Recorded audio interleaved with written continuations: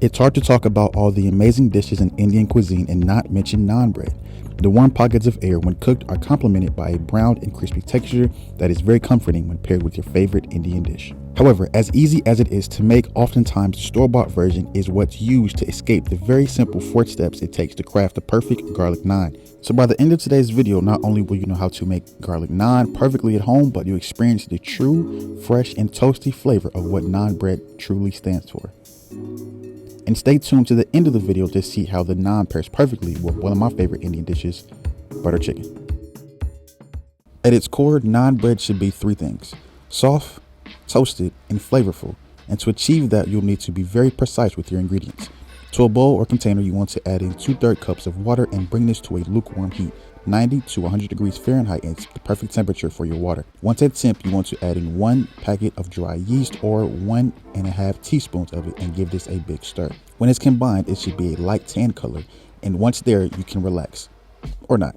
Next, add in 2 teaspoons of white sugar and give this a mix. And now you're actually done with messing with the yeast. For the next 10 minutes, you're going to give the yeast some alone time so it can bubble up, which is a key component for making our soft and tasty naan bread. The difference in active yeast compared to instant yeast is that active yeast actually needs a little bit of help.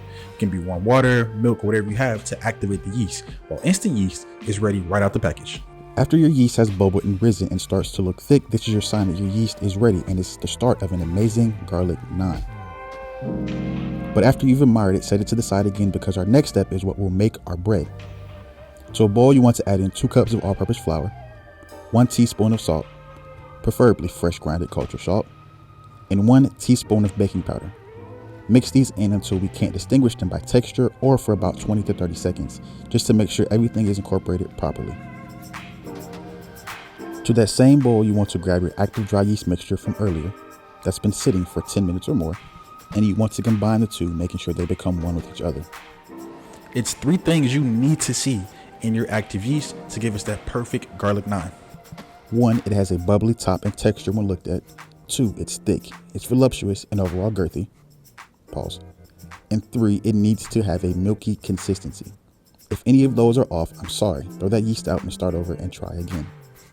Once in a bowl together, add in 1 tablespoon of olive oil and mix these in with either a stand mixer or, in my case, just a fork.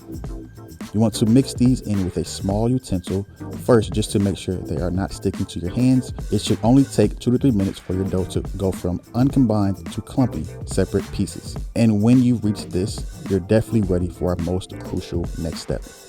And that's kneading the dough, or in other words, your daily workout. Lightly sprinkle some flour onto the clean surface and place your dough on the counter. Start by adding a touch of oil to your hands, and we're going to continue to combine the dough normally. Bring it together, roll it around, squeeze it together. Really, any method you have for combining will work just fine here. Your dough is ready when it becomes one with the yeast, and when it is at this point, it's time to knead. Start by folding the dough into itself and then pushing it out again. This process has no time limit, but it's a crucial step because it gives us that smooth, doughy bread and allows us the yeast to really rise in the bread. Once smooth and rounded, this is the point at which you can stop kneading the dough. It should be smooth, soft to the touch, and when imprinted with your finger, it should slowly rise back up. Take this dough, place it into a lightly oiled bowl, cover it with a lukewarm towel, and let rest in the oven for at least 1 hour.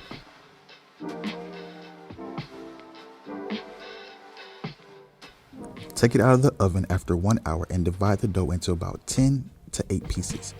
When dividing it, place it on a baking sheet evenly spread apart just to make sure they don't touch. And we're going to cover it again for another 15 minutes. And in the meantime, we're going to work on putting the garlic in garlic naan. Grab 2 to 3 garlic cloves and you want to slice them horizontally. Once there, turn at a 90-degree angle and slice them again so we can have perfectly diced garlic. And just for shits and giggles, chop them up 1 more time so they can be minced and roughly chopped, and add them into our sauce pot on a medium heat. Let them char for about 20 to 25 seconds, and then we're going to add in 2 tablespoons of butter, and we're going to let them render down together. We're looking to just bring the flavor out of the garlic and not cook the hell out of them, so 1 to 2 minutes is perfectly fine. Once done, take it off the heat and bring in a cast iron skillet because we're almost ready to eat our garlic naan. Take your 10 pieces of dough from earlier, or 8, and you want to roll them out. Because we made 10 pieces, it should really be fairly easy. Once all of them are rolled out, you want to lightly sprinkle some water on one side of them, and it's time to cook. To that cast iron pan, add in a touch of olive oil and make sure it's a thin layer all around, and then place this on a high heat. Slap your naan from earlier in the pan and let cook on the first side for about 1 to 2 minutes, and you should begin to see some bubbles forming and the dough beginning to rise. Once there, flip and repeat the process on the other side. Do this for all of our pieces of naan bread, and once there, take off the pot and we're going to generously coat them with our garlic butter from earlier. Once coated, chop up some fresh cilantro and then add this onto our bread.